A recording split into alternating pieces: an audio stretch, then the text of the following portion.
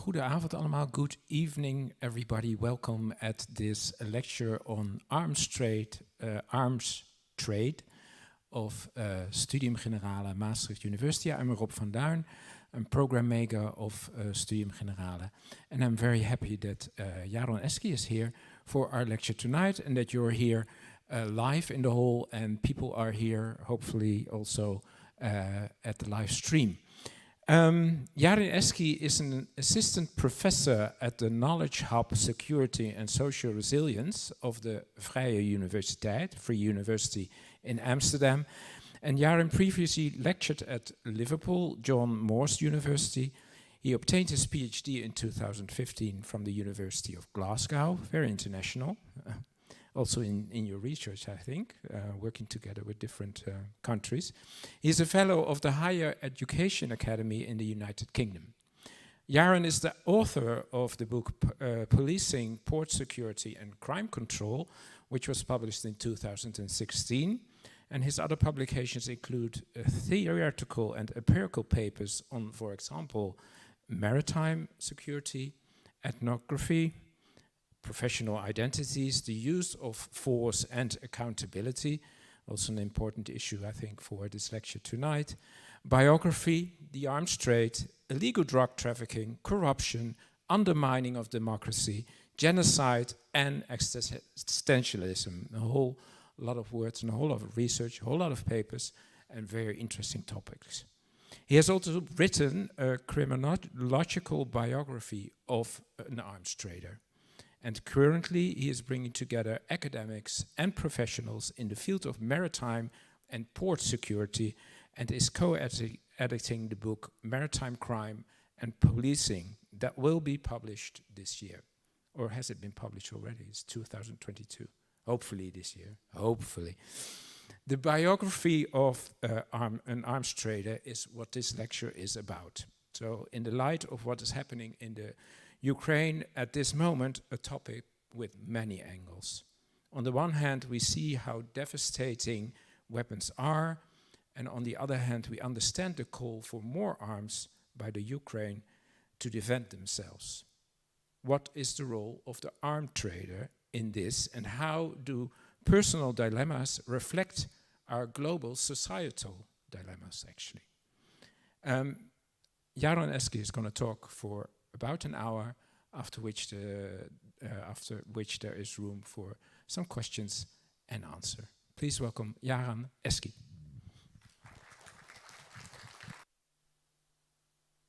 Thank you very much for that lovely introduction. My name is Yarin Eski. I'm very happy to be here tonight.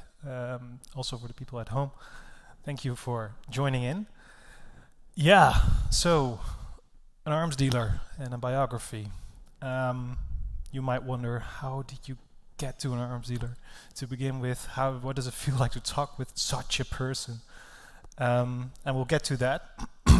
But first, we're gonna talk about the current context of Ukraine, particularly, and then I'll get into the biography itself, and then I would like to reflect on that a little bit with you, just by some questions, on what it is that is so banal about this evil of arms dealing that we consider evil, and what is aspirational about it.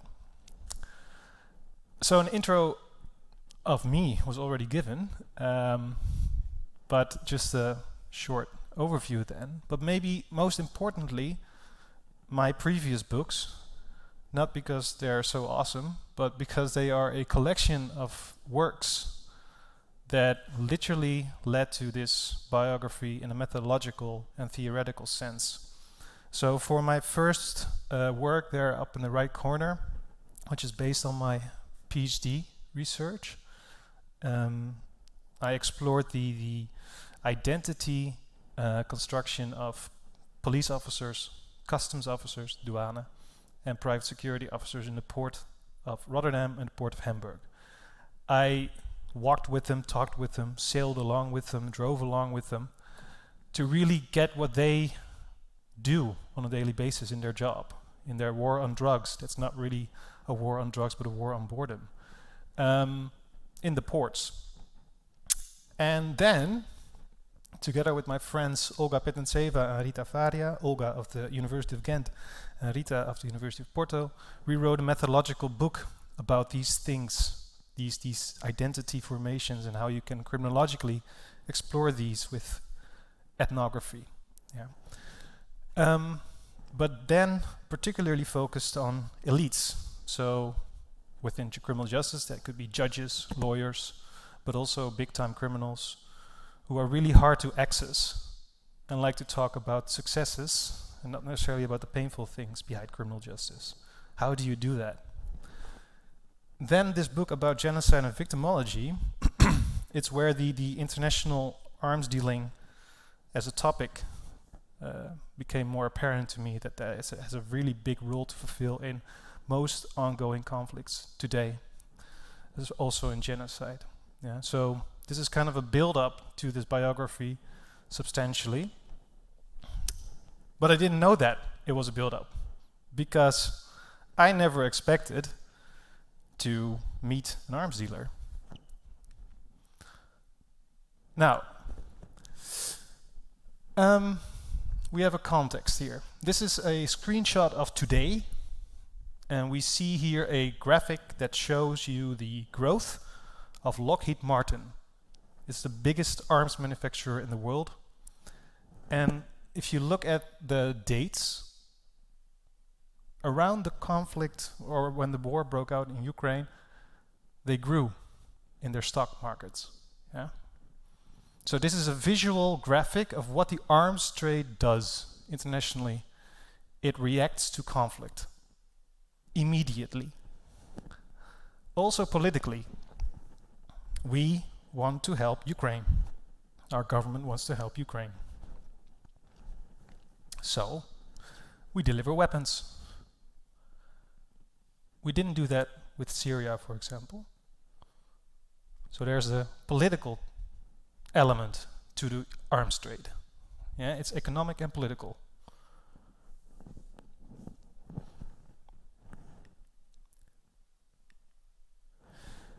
And we have certain imaginations of the arms dealer. Who of you has seen the movie Lord of War? Lord of War with Nicolas Cage. Okay, you should watch it. A couple of you then. Maybe The Night Manager, which is a series from BBC, or maybe Iron Man. It's also about an arms dealer. Yeah. All these movies, they portray the arms dealer in a certain way. Yeah. Now, there are also other imaginations. The statistical factual one, I think, as I describe in the book. Mostly about money, how much money is made globally by big arms manufacturers like Lockheed Martin. The US is spearheading this group of arms manufacturers in the world. And when we are interested in arms trade or arms dealing, we are predominantly interested in what, so what kind of ammunition, what kind of arms, when are they used, where are they used, and how are they used. But the arms dealer, him or herself, is not really that interesting for the general public. Yeah? It's a statistical non-entity, you could say. And within criminology, we call this absence of statistical knowledge about a phenomenon or an actor, we call it a dark number. Yeah. So that's a statistical imagination, the statistical factual imagination. Then there's also the political moral imagination of the arms dealer, which is we cannot not have them in the world. In order to have arms deals brokered or made, we need arms dealers. Yeah?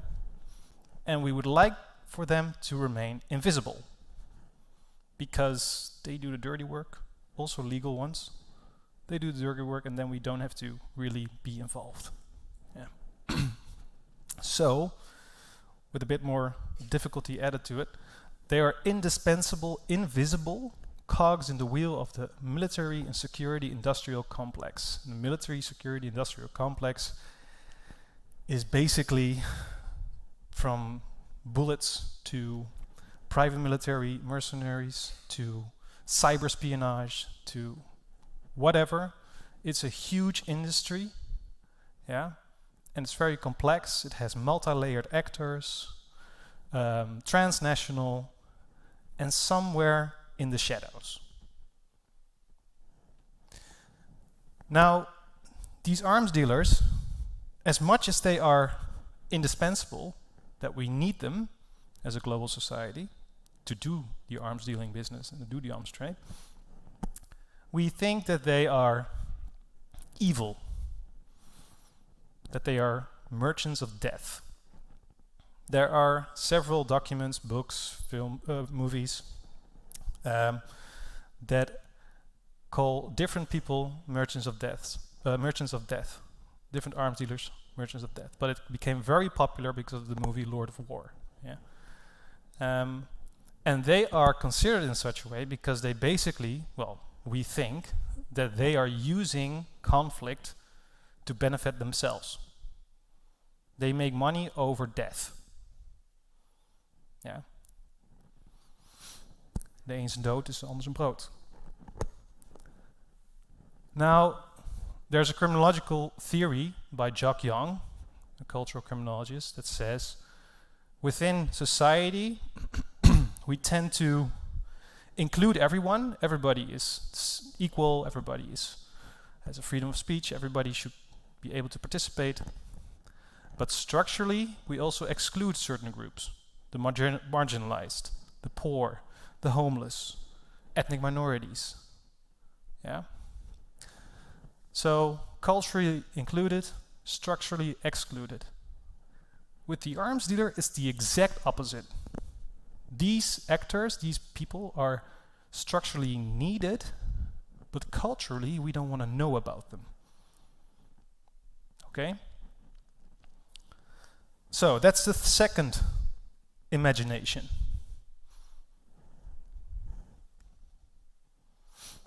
Then the last one, or at least the one I described in the book as the third one, the last one, is the sensational imagination. And here it comes, Lord of War. The Hollywoodification of arms dealing, war, and morality. Yeah, arms dealers are immoral, amoral. They don't care, or they only care about money. Yeah. And this movie, Lord of War, is based, sort of, it's not really entirely sure, on Victor Bout,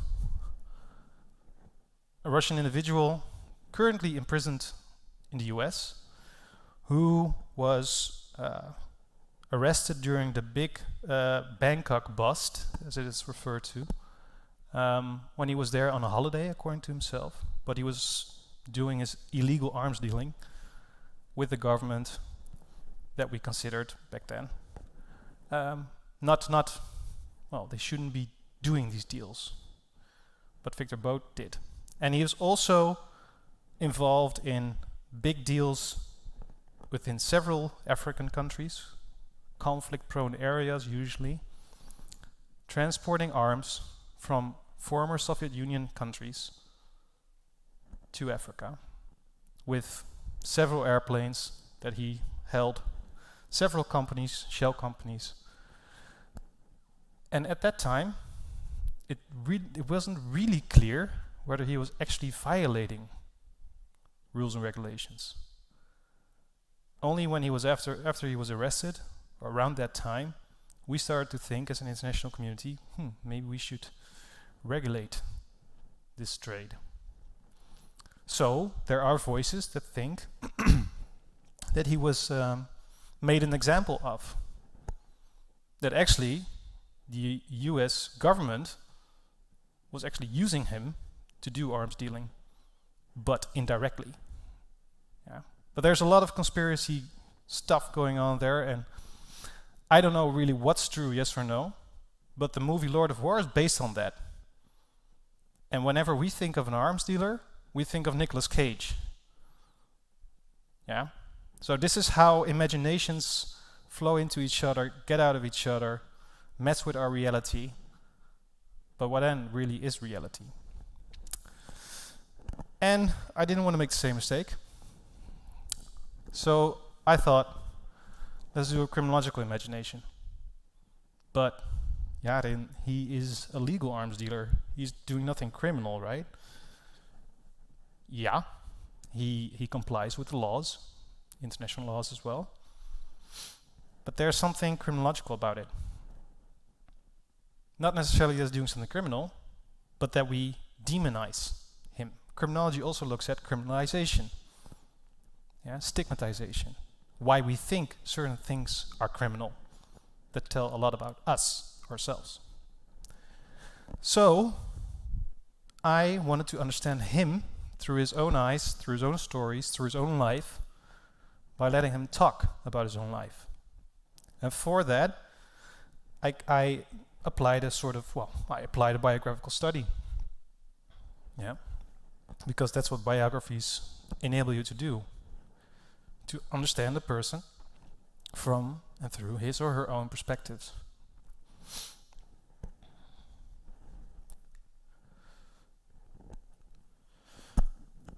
And out of that biographical study came this book. And this is going to be the larger part of this talk. By first of all, starting, who is he? I'm going to read this out loud. This is one of the citations, so I will give 4 citations in total. Don't worry. You have to make money to live. And if I'm in this business to make money, then yeah, you have to make money. And if I make money out of it, then I make money out of it. People are going to hate me for that statement. But it's just the way it is. I have no moral compunction. I have no moral, what shall we say, about worrying whether some of the equipment I'm going to sell or have sold is going to kill somebody. Otherwise, car dealers would go out of business as well. This was his favorite comparison, by the way. More people are killed with cars on the road every day than with guns. And you have to have a certain coldness, heartlessness. Constantine, his pseudonym. Here we see a man telling you as it is, for him. Yeah, this is what he thinks. Yeah, and this is important to realize when you read a biography. It's not necessarily how you think, or what society thinks. This is what he thinks, he experiences. Even when it's someone you despise. Yeah. Now, I made a word cloud out of the text, and this is what pops out the most. Arms, duh. Family man. He's also a dealer, of course, but if you look closely, you can also see cancer. He has cancer. You can also see brothers, grandfather. He's a grandfather. He has a sister. He has a wife. He has children. He has grandchildren. He has hobbies, believe it or not. He's also very disciplined. He has a difficult relationship with his father, as we will get into a little bit later. He was a social worker. He was a diving instructor. Also dog trainer, I believe, as he referred to it. And he's thinking about retirement because he's in his 60s at the moment. He's a religious man. He believes in God. He's a God-fearing man. And something that didn't pop up in this one, but he calls himself a humanitarian arms dealer. Yesterday he told me that he's going to deliver some stuff to Ukraine, or at least there's a deal maybe coming. Yeah, regarding humanitarian goods. That's also related or involved in arms dealing. Now, a word cloud doesn't capture one person, of course. The biography doesn't capture one person. But it does tell you something about the humanity of Constantine. By the way, a pseudonym he chose himself because it reminds himself of a medallion that he got with his mother. Yeah? So he's also a very sweet guy.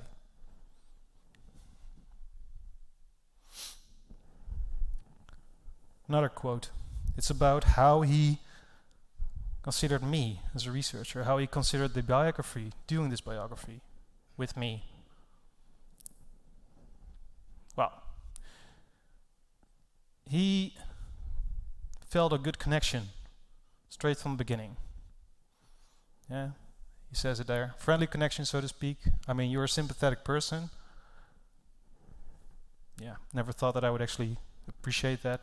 Arms dealer calling me a sympathetic person. But hey, there are lots of things that I find about you interesting. I think there's a good relationship that's been built up between him and me. And he says the following: I don't know whether I could do it with somebody else. And he actually refers there to having been approached by interviewers, media, journalists, who are only interested in the previous what, when, where, and how about arms dealing, not the who or the why. Yeah? Although it's changing, generally media is not really interested in the arms dealer as a person. So they would have to win my trust for me to speak so openly about, personal matters as well as business matters. And they would have to win my trust, and that's really hard to get because there's a lot of distrust in the business. It's a market, it's competition,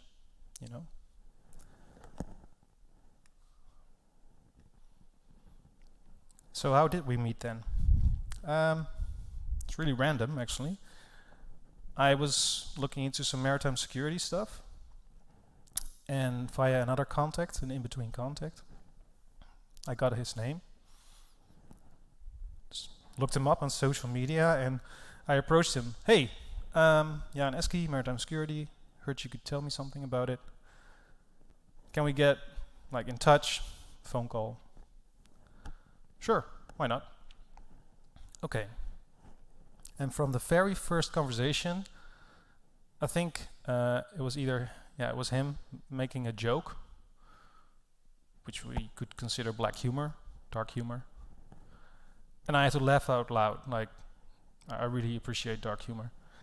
And he noticed that I appreciated that. And then immediately we had a click. I didn't even know he was an arms dealer at that point. He calls himself a defense specialist. Also at birthday parties, he's afraid of calling himself an arms dealer. So, sometimes you meet someone and you get that. There's no way around it. From that point onward, we started to talk more and more often, also about personal stuff, about his family, his childhood, about my personal stuff. And we build up trust, as you do with any random person that you like. So there was some camaraderie, as is referred to in criminological research. You build up mutual trust with the participant. However, at that point, I didn't know he was going to become a participant, because it was when I said to him as a joke, believe it or not, hey, your life is so cool, you should write your autobiography. And in all seriousness, he replied, why don't you write it? And it took me about 2 minutes to think about it. And I thought, of course, I'm going to do this. This is unique. I didn't know how to do biography yet, so, that was a bit of a problem. But I had a year to prepare myself to do this biography. Not because I thought it was necessary to have a year of preparation to do biographic interviewing, but predominantly because I had to do a ethical review with the university back then. And I figured that they probably will be worried about one of their researchers doing a biography on an arms dealer. So I approached them proactively. And within, I think, an hour or so, I immediately got a response from the ethical review board. Good that you reach out to us, and yes, we really need to talk. So even before I submitted an official document stating all the risks that could be involved in doing this research, they wanted to know exactly, they wanted to have a lot of details, let me put it this way. And with the best intentions, of course, but also to protect the institution from certain liability issues, as I discovered. Making me wonder, is it really about my protection and his protection, or is it about the protection of the university? But hey, you know, I got ethical approval eventually. And the most funny part about this all is that he was motivating me to get the ethics form done, because I was just simply about to give up on it. So this is a this was a real confrontation for me about how ethical review committees can act. Anyway, eventually after a year I got approval. I also had to, by the way, defend my ethics form in person. And I got this question from, I believe he was a badass scientist. Yeah, but it's only one person. I said, yeah, it's a biography. Yeah, but how are you going to make any general observations? I said, I won't, because it's a biography. And this is where I also got confronted with how the biography itself is simply not a taken serious, a method that is taken seriously within the sciences. Yeah. Anyway, last methodological bit, and then I'll get to the juicy bit, don't worry. Subjectivity as a method. What do I mean by that? Usually you try to stay as objective as possible as a researcher. Yeah, you stick to certain topics, you stick to certain questions, you stick to a lot of things that you can, well, take account of and account for in your methodological chapter or your methodological section, or in this case, subjectivity, becoming personal, becoming friendly, was a method. If I could not be personal, he would not talk about his personal stuff. It's impossible to not become personal and still write somebody's life story, I think. And I have a far more detailed account of that in the book, yeah. But subjectivity matters. Okay. Now we get to the substantial bits of the biography. First of all, his childhood, his parents specifically. Yeah, my mother, all right. She was christened from a Protestant family. My father was Catholic. But neither one of them had any deep religious beliefs. My mother was an atheist, or so she claims. My father I think he's agnostic. He never says. I see them now when I go over and I see them sometimes, we'd already made arrangements to meet each other, or they'd come and pick me up at the airport and they'd always be, oh, hello, how are you? Very distant, very, very distant. Shake hands, not a hug. Men don't hug. Except men only hug women. Men don't hug men, according to my father. My mother is very much still, shall we say, not so much now. She used to be under his thumb. And I can remember as a child, I remember now, terrible, terrible fights between the both of them in the kitchen. And the table and the chair flew around the place. Haha, awkward laughter. This is a fragment, of course. I think it kind of illustrates what his childhood must have been like. He was raised by parents who lived nearby a military base. He is the firstborn, the oldest son. And he always, well, he often would refer to himself as the project, the experiment.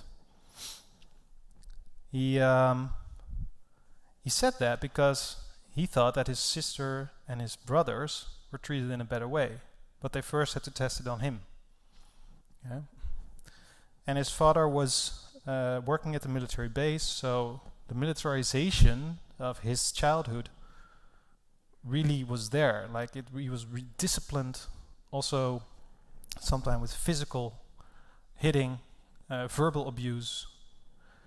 I would say a history of violence and abuse. And this has shaped the way he deals with authority, the way he deals with family, with friends.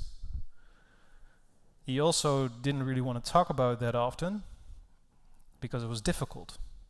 You put it in a box, throw away the box, you throw away the key with it. But still, for the biography, he did share these things. Now, what does this say? He's in his 60s now.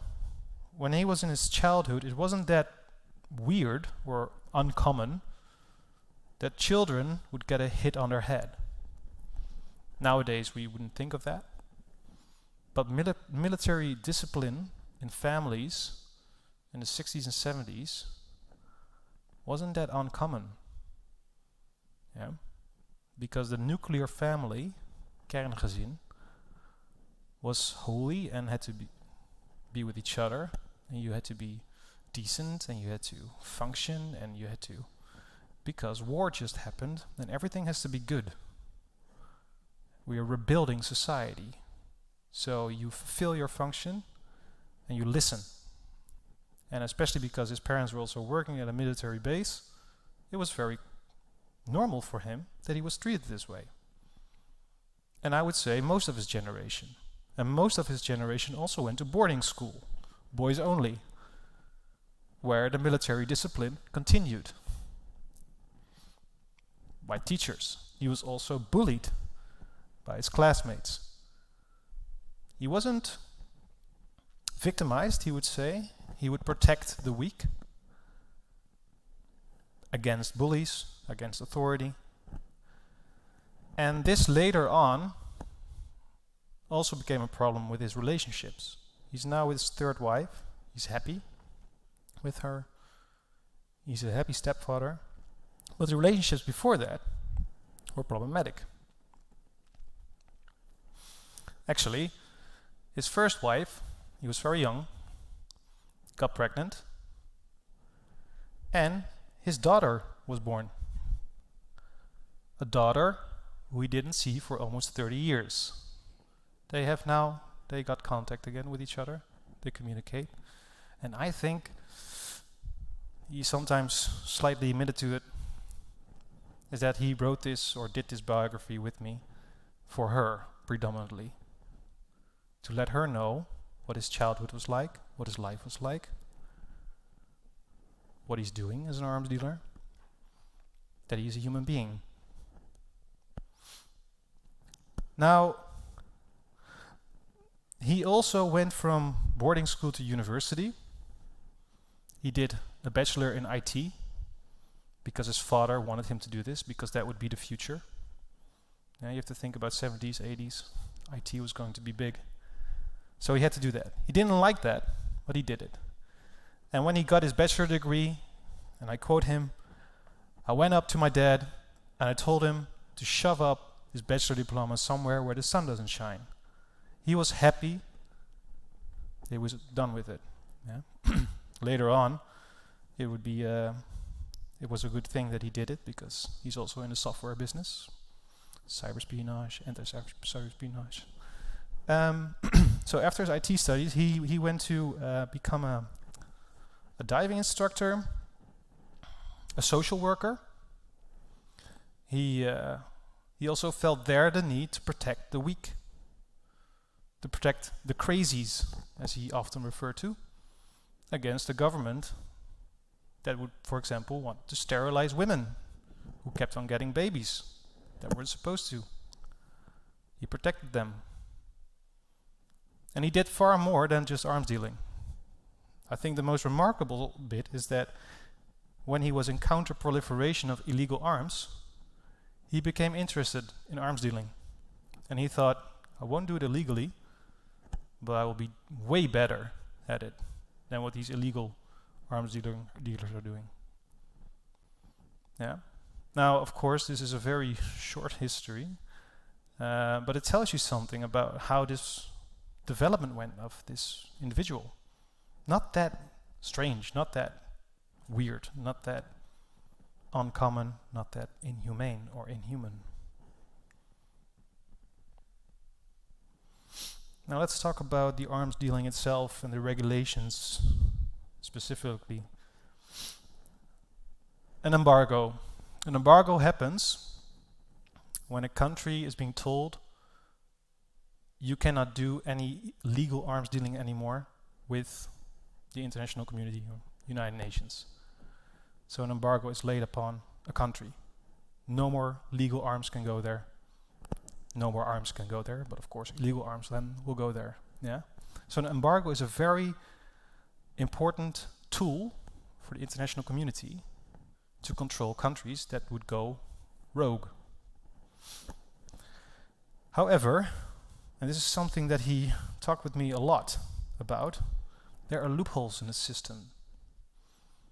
Many loopholes. Either legally, but also internationally, politically. Because there's a big lead up to an embargo, as he states here. It's not like from one day to the other that there will be an embargo in a country. No, there's going to be a big preparation. And countries know about this. So, they know they're in trouble because they would have been warned by the UN. And what they do before there's going to be a war and before there's any arms embargoes, or before there's any sanctions laid down on them, they will buy as much as they can from whoever they can, and that would be legal because there's no sanctions. I would be a very bad businessman if I didn't keep track of the embargo talks. Yeah, he has agents on the ground. You see, the thing is, when countries are going to be put on an embargo, it's not like it happens overnight. The countries want to buy anything and everything that's on the market. It's like Black Friday. And then an embargo comes, and then they can go illegal. Dark web, for example. Now, this is just an example of how he does his arms dealing, how he keeps track of the business, the arms trade, developments, dynamics. And it has become most of the day actually sitting behind a computer, buying or actually looking for armory somewhere if there's a surplus in guns or ammunition, and trying to see who wants to buy it for the cheapest, best price, and how much commission he would get over it behind the computer. It used to be different though. He used to have golden years. He used to go out to the Africas, as he always referred to, flying around, luxurious parties, meeting up with elites, and that's a little bit like the movie The Lord of War, actually. But not anymore.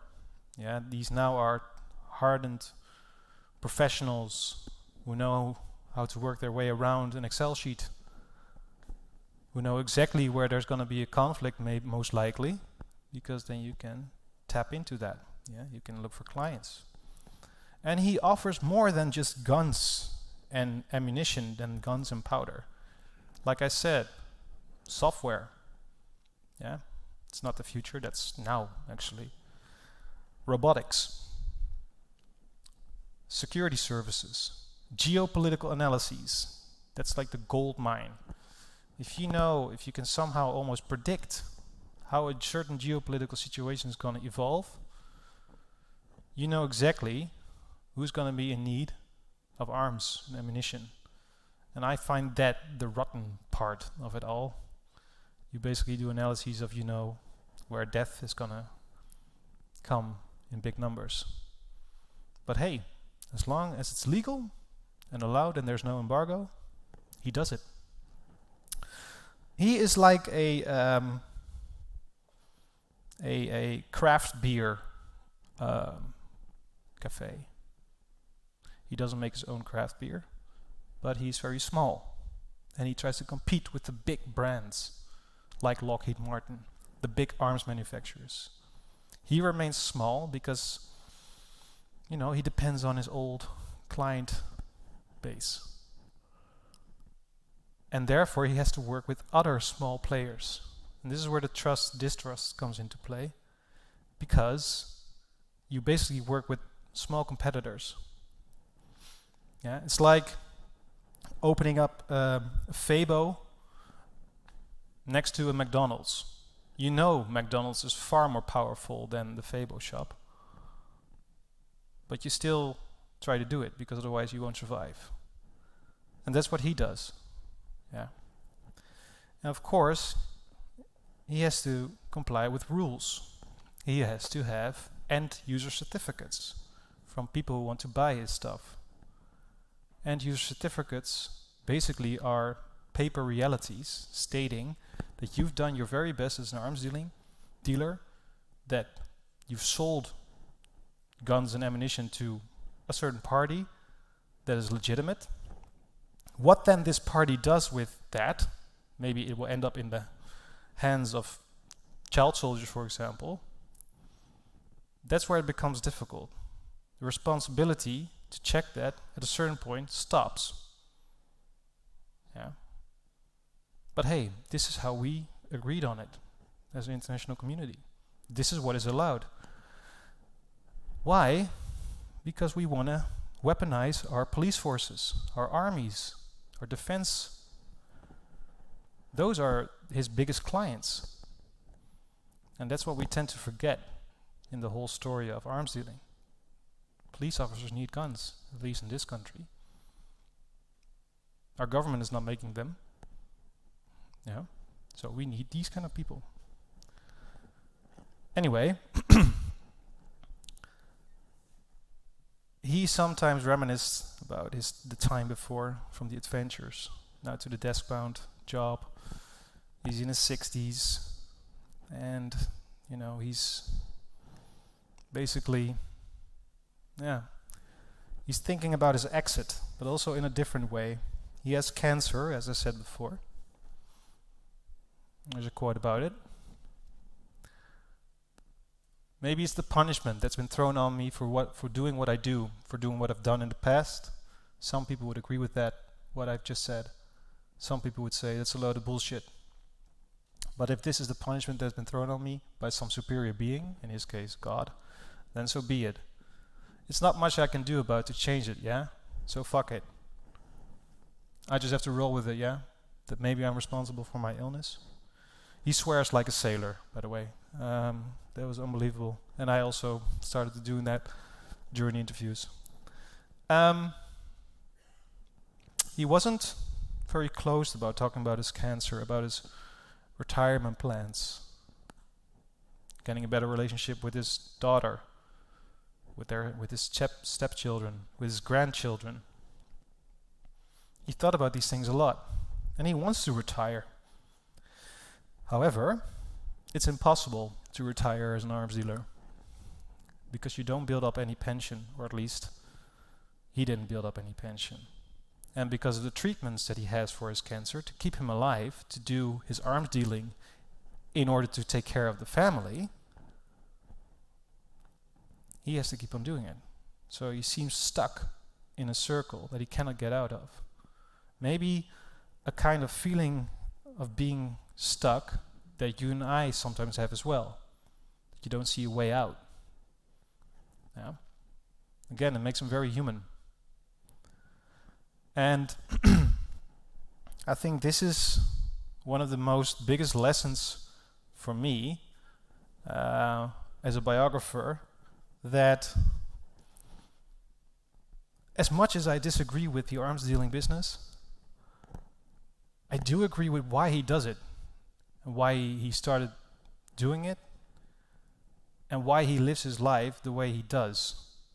Actually, I don't think I would be any different from him if I were to have chosen a career path in arms dealing. However, I chose to do it in academia. as he always said, I sell guns and you prostitute your knowledge. Universities are commercial, he says. And in a way, I don't really disagree with him. Yeah, of course, I'm here to promote my book. There's nothing strange about that. Only he sells guns, and he promotes his work in his way, legally, as much as I do it, legally. Yeah. So,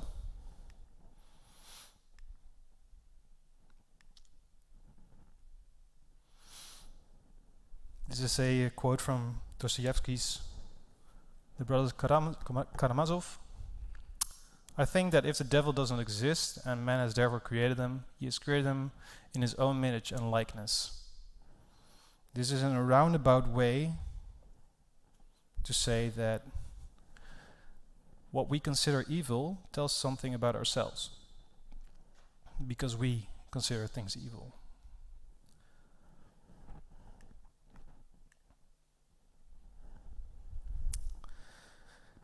And maybe this evil is really not that abnormal, the evil of arms dealing, as I just tried to explain.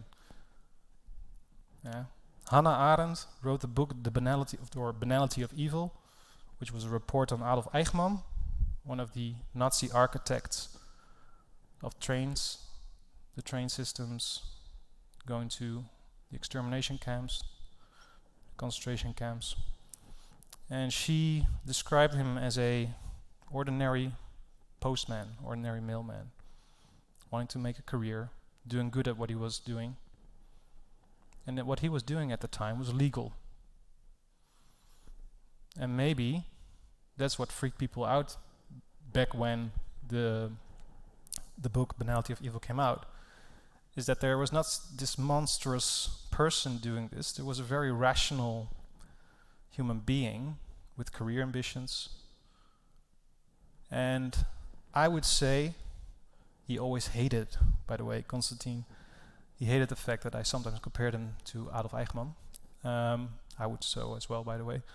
But he did understand where I was coming from. You see, yeah, maybe, Yarin, you will be considered evil one day for selling your knowledge. Who knows? Anyway, it's not banality of evil here necessarily, it's banality of aspirational evil as well. What do I mean by that? In making the world a bit greener, we tend to do things that actually do the very opposite of making the world greener. And what do I mean by that? For example, we want to eat less meat. Better for the environment, better for animals. And to do so, we eat more stuff that has soybeans, mixed up in them. And in order to grow more soy, we need more fields to do so. So we cut down trees and forests. Yeah? These are paradoxes. Also now with the war in Ukraine, we don't want to have an arms dealing or an arms trade. Yeah. However, in weaponizing Ukraine, making their defense stronger, and for very good reasons, don't get me wrong, I understand why we want to do this. We do keep the arms dealing business alive, and even stronger, as we saw earlier with the Lockheed Martin graph.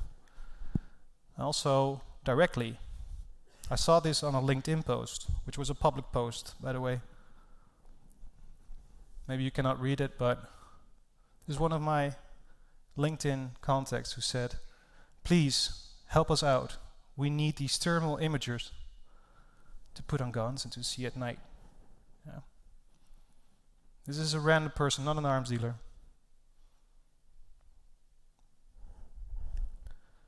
So, what if we all are arms dealers in a way? And what does it say about the saying, all is fair in love and war? So once we are in war, arms dealers are not evil anymore. So in times of peace they are. And I was having this discussion about whether we need to grow more consciousness, become more conscious about our own role in arms dealing. So I'm going to ask you here, who of you is insured with ASR insurances, ASR verzekeringen? Nobody. Okay. Who is insured with ASR verzekeringen? Yeah, okay. All right, that's good to know. No one. Who of you is with the ABP pensioen? Yeah. Okay, so the ABP pensioen is somehow involved in the legal arms dealing business, and ASR insurances is the only one that's not, at least that we know of.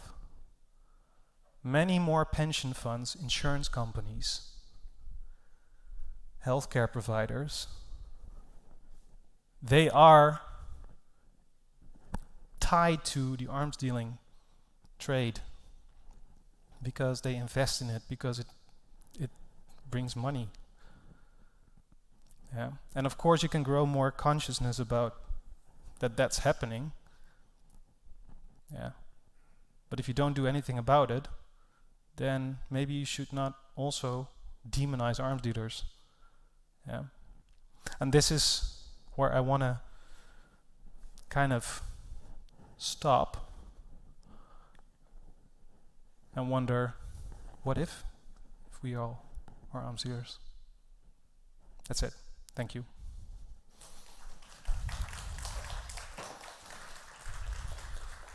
Thank you, Yarin, for shining a light on this person, anonymous person actually, Constantine, and giving us a view of your ideas that developed, I guess, during your research or talks with this armed leader. Just a small update. He's watching this presentation right now. So hello, Constantine. Thanks for joining.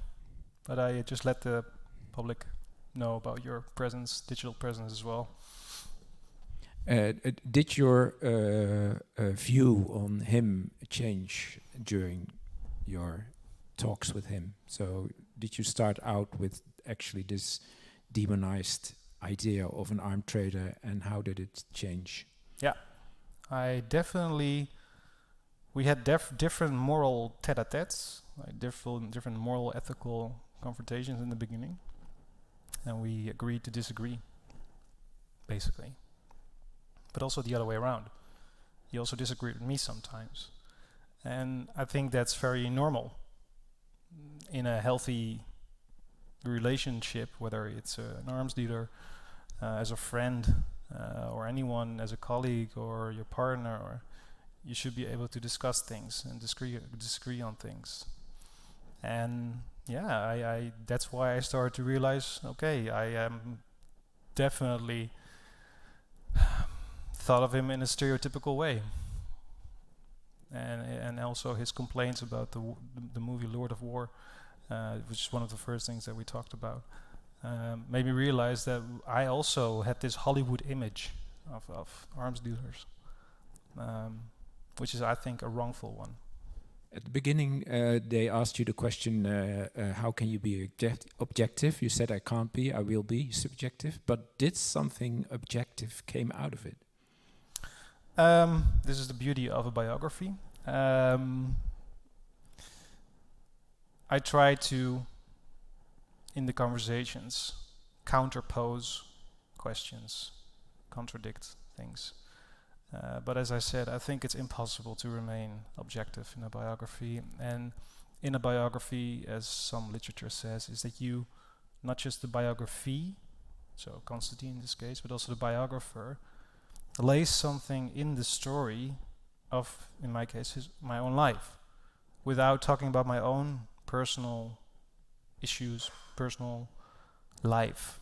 I would never have gotten his trust and get his stories about his personal life. So then you can start to wonder regarding validiteit en betrouwbaarheid, or validity and reliability. Is a biography still valid and reliable if a biographer stays objective and not put in any personal subjective elements? Do you still get a truer story? Yes or no? Things to think about. And I hope my biography of him will add to that debate. Questions from the audience? Yes, here. Thank you very much for your presentation. I was wondering what's really the difference between legal and illegal arms dealers, and is there like maybe a fluent line, or how do I have to imagine it? Because if I think of drug dealers, for example, I can imagine the difference between a legal and an illegal one very well, but I wonder what it would look like for arms dealers. Mm-hmm. Well, big pharmaceutical companies are also drug dealers in a way, I think. So it also depends on how you define things, but I get your question. He was always very much stressing that he's not an illegal arms dealer, because then he would lose his clients, his trustworthiness. He said it's a career suicide. Once you go into the illegal domain, you're done. There's no such thing as gray, he said. Yeah. And where the grayness starts to appear is where you legally sell arms to a party that has an end user certificate, basically saying, hey, we're good for it. On paper, we're good for it. And then this party maybe shares guns with a party that's not necessarily good for it, or maybe an in-betweener that then sells the guns to another party. That's where it becomes grayish, but not necessarily his actions and his way of doing his business, for him at least. Did you ask that question where his accountability in this case stops? Because he's thinking, okay, I'm doing a legal business with somebody, but then he finds out, or he hears, or he knows that at the end it gets into the hands of people he wouldn't sell to. He has an end-user certificate. It would be the same as me having a student in class who commits a crime using a theory that from criminology that I taught on. The responsibility at a certain point ends. And I think it's the same with arms dealing. It's also with car dealers. I mean, he made the comparison continuously, but you cannot hold every single car dealer accountable for every single accident that happens. I mean, that would be bizarre. That would be an absurd world. So that also goes for arms dealing. Of course, there is some responsibility to ask questions, to do your investigations, which he does. If he doesn't trust it, even if the end-user certificate can be given, sometimes also falsified, then he doesn't do it. It's good businessmanship, as he says. Using the example of yourself as a scientist, where your paper may be misused by a party that you don't like, you do wonder and think, hey, what did I actually write down and how it's used? And you feel maybe not accountable, but have some ethical dilemmas in that, don't you? I'm pretty sure Karl Marx also didn't think that communism would be based on his work. Yeah, I mean, how far can we go in that sense? I think it's really a matter of trying to stick to your own opinion and making things, or own opinion, your own research, and trying to be as open and transparent about the way you work. What anyone does with that then, yeah, that's... Not your responsibility. No. Okay. Yes, in the back. I'll be back at you. I'm going to back first.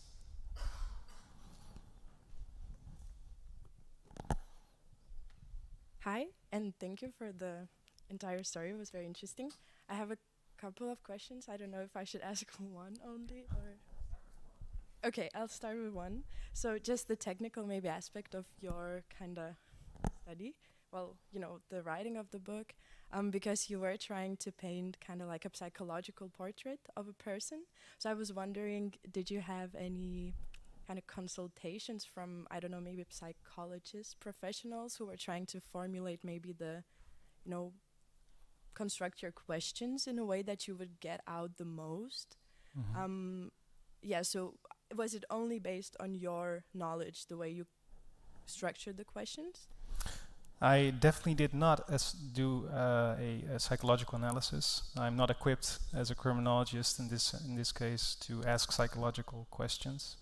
But of course, some questions, most definitely regarding childhood, I had to read up on how other biographers would have done that, which I had a year for.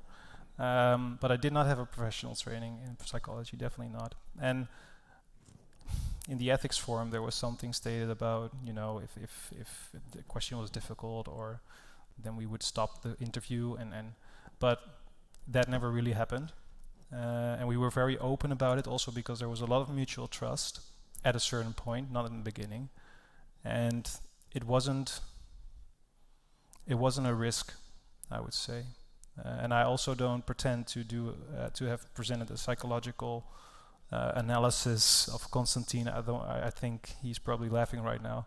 But no, that's probably a far harder task than writing his life story. Yeah, that sounds very interesting though.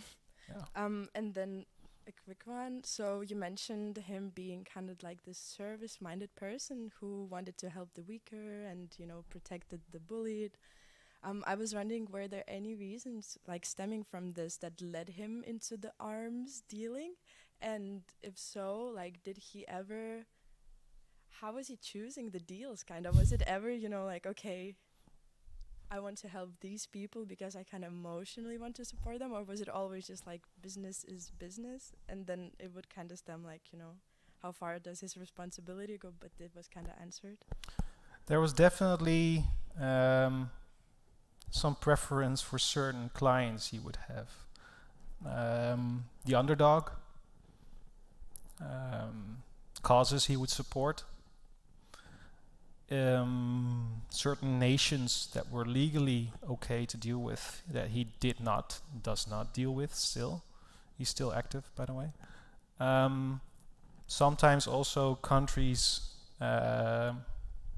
he would say like, yeah, I'm not going to do a deal with this and this country just to annoy me. But he was serious about it. So there's definitely a political influence as well. His religion also was very influential in helping the underdog, most definitely, yeah. Okay, thank you. Yes, so you ask us because you at the beginning, from what you said, you started with this idea of an evil arms dealer, and you went on to meeting this person in real life and getting attached to them some way, and seeing them as more of a neutral good person. And from what I understood, you ask us to look at them as a cog in a machine, just a part of a bigger picture, and not necessarily putting the responsibility of what happens with the arms later on that person. But then if we look at the whole system, every part of it is just a cog of that machine. So yeah. Can we fully take off the blame from him, from being part of that system that eventually is inherently evil? There are a few things there that you said. I don't think that is a right imagination, that he is just a cog in a bigger system. He's one of the more important players, of course. But I do agree with what you notice, is that in a way we are also cogs. And I wouldn't say we can therefore take off the responsibility for this evil of him. No, he would be having a big influence in saying, I'm only going to deal in humanitarian goods and no more guns and ammo, because then war would stop. There was one time he said, I wish there was no more war, because then I would, be dealing in diapers, because a lot of babies will come when there's no more war, because people are going to have a lot of sex. And this is how he thinks, business out of something. And we're doing the same thing in a way. I'm not saying that we are moving guns from this place to another, but we do agree or allow for the arms trade to flourish if certain insurance companies that we are a part of still can do this, invest in the arms trade. Now, the difficult question is, to which extent should we be conscious about this or aware about this? That's also of course, a difficult one. I hope this kind of answers your question. Okay. Yes.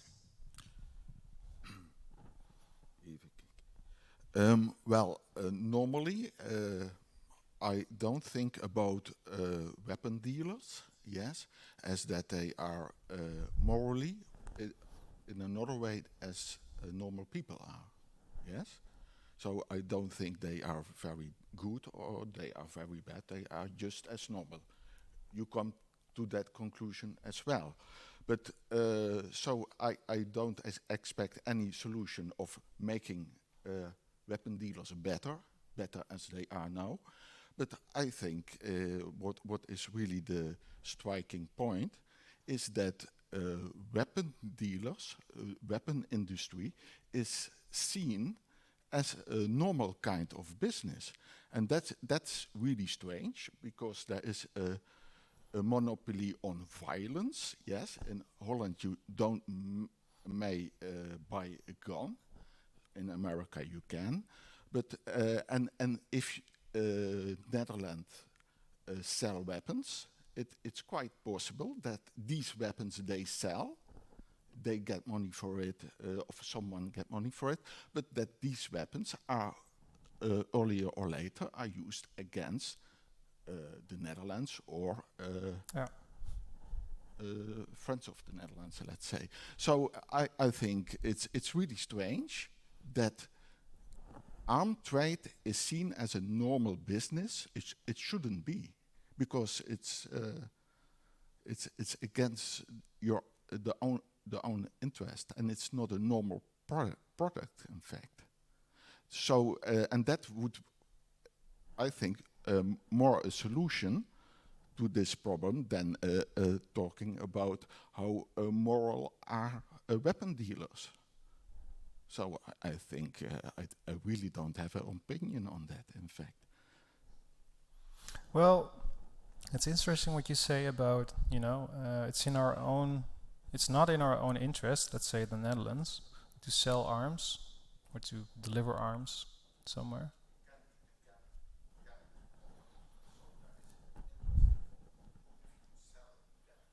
Yeah.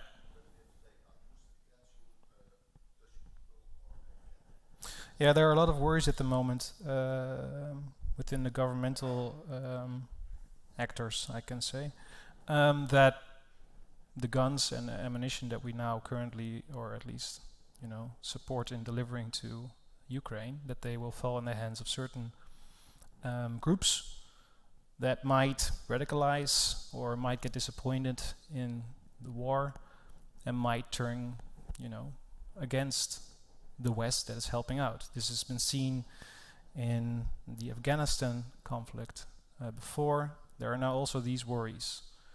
I wonder, though, how far do we need to think in the future in order to take our responsibility in the arms trade? I mean, that's. I'm not sure if those are two questions that,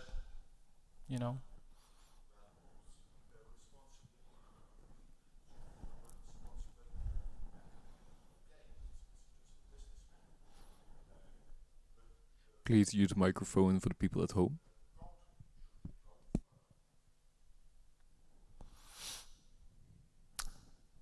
I really haven't thought about that before. So it's a very interesting comment that I'm pretty sure Constantine has an opinion about as well. Yeah, we'll think about that. Actually, thank you. I'm sorry I wasn't there with the microphone because I'm on the other side of the hall. So sorry for the people at home, but I think you already kind of said that you have another view now on the armed trader, but you're still against armed trade as such, as the whole system in a way. Yeah, I'm against. I want to have world peace. Who doesn't? But it's really easy to be against an industry that's living on violence.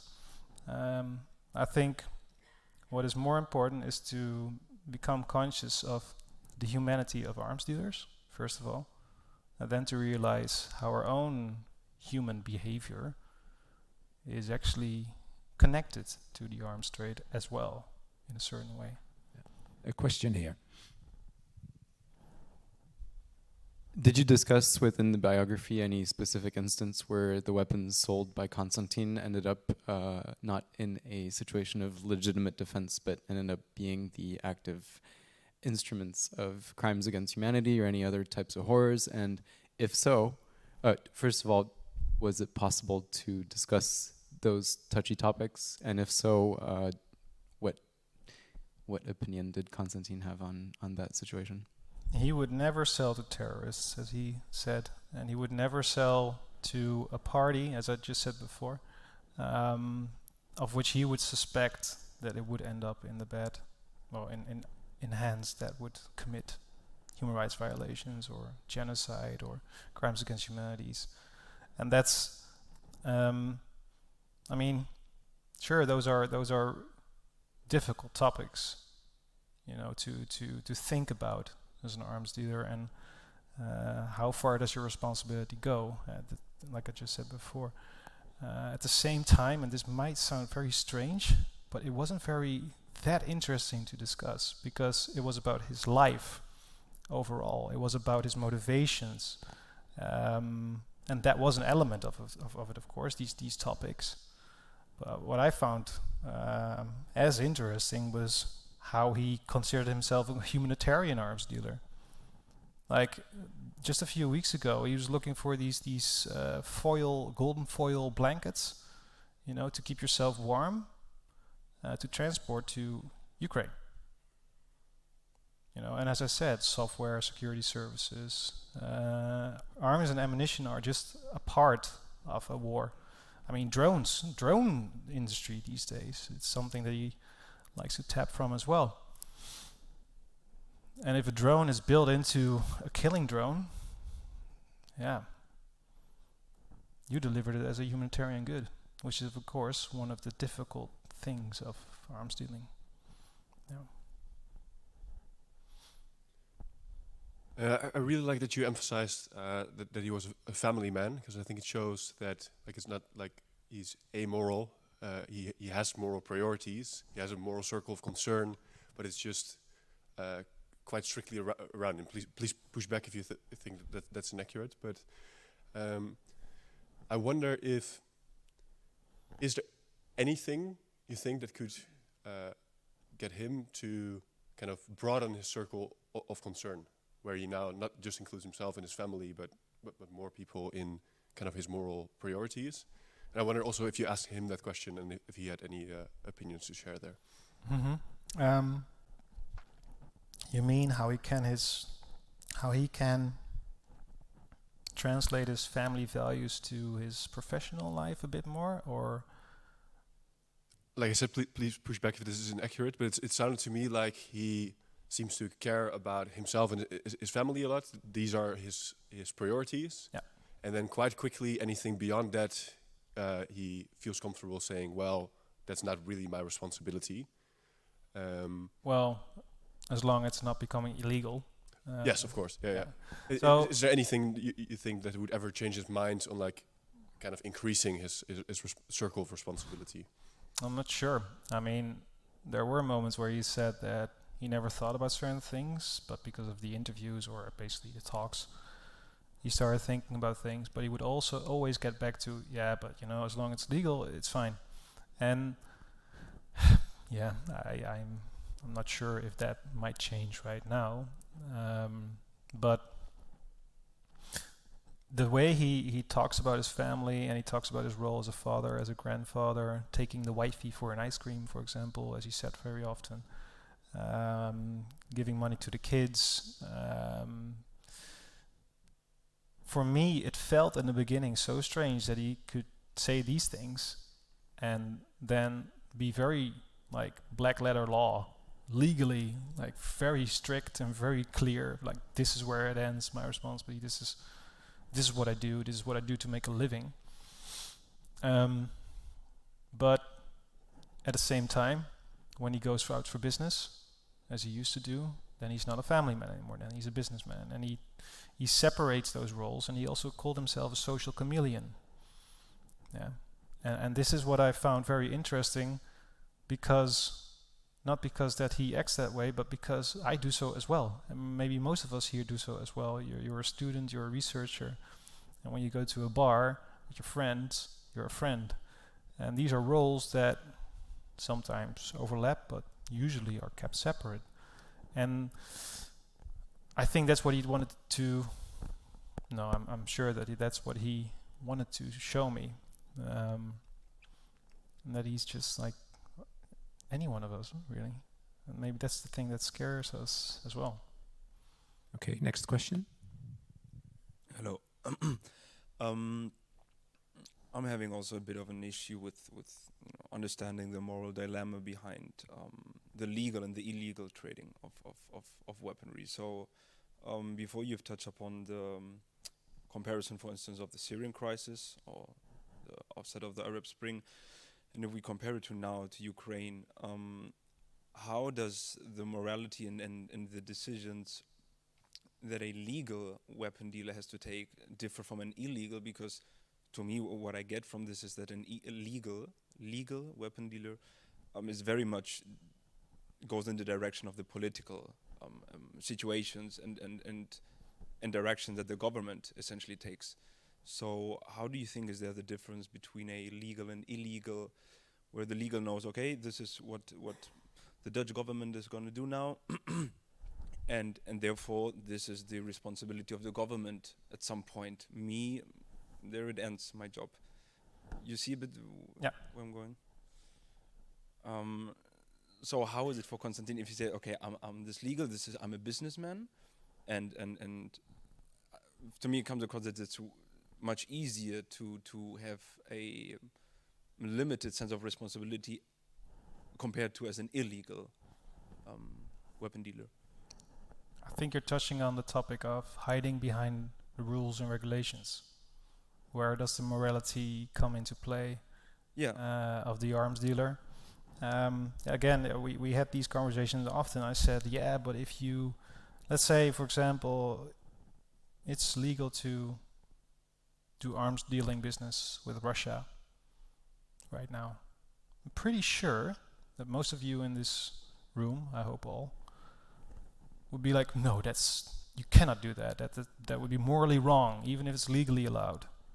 Yeah, but maybe on the other side of the world, that would be different. So, legal doesn't say anything about good or evil, and he uses that. He makes his business out of that, and I think that's something that, for him, is not really worth thinking about continuously, because otherwise he would go crazy. And again, it comes back to that, how far does your responsibility reach? Sometimes I also had the feeling that he, actually became I described that very clearly, is that he wanted to present himself as a harsh businessman, but then he says stuff like, yeah, but I also definitely want to do some humanitarian dealing, because, those poor bastards, and he was talking about a certain rebel group, they need help, and then you actually saw the humanitarian dealer popping up, but it's almost as if that's like something shameful within the business for him. So again, this is one person, of course. I cannot speak for all arms dealers and arms traders, but it's the complexity of morality, legality, personal morality that I try to dissect in the biography while staying respectful of his life story, and to show you that this is also a human being having the same kind of struggles like you maybe have sometimes as well, but in a different sector or a different business. for sure. So, yes, another one here back. You talk a lot about the kind of the system of the arms trade and responsibility. Do you think through your interaction with Constantine and your writing of the biography that your view on how we could overcome, so you mentioned like divesting from insurance companies as a way that we can change potentially the arms trade, but if we have responsibility for it, how can we change it? Or has it given you insight into how we can change it? You're basically asking for policy recommendations right now. I think becoming conscious of how your lives entangled through your healthcare insurance companies, through your pension funds, through your banks, that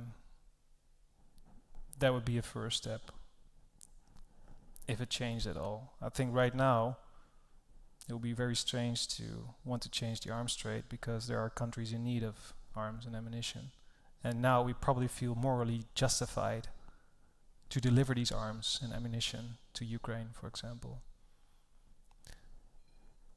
It shows that it's so changeable how we feel about it. So then the question maybe becomes, and I actually thank you for this question, makes me think, should we really want to change the arms dealing business, yes or no?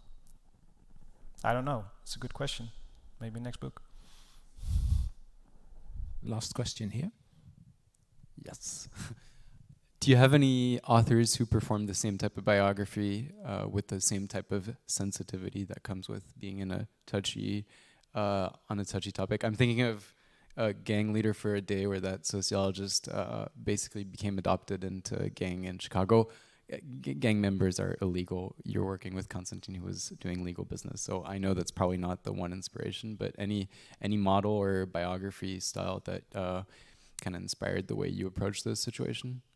I based my methodological chapter on several biographies, also on illegal arms dealers, also on those not even regulated yet in the 80s, like Samuel Cummings, whose biography was written, Victor Bout's biography that was written. So I looked definitely at that, and I looked at several criminological biographies of white-collar criminals, the Jack Roller, you name it.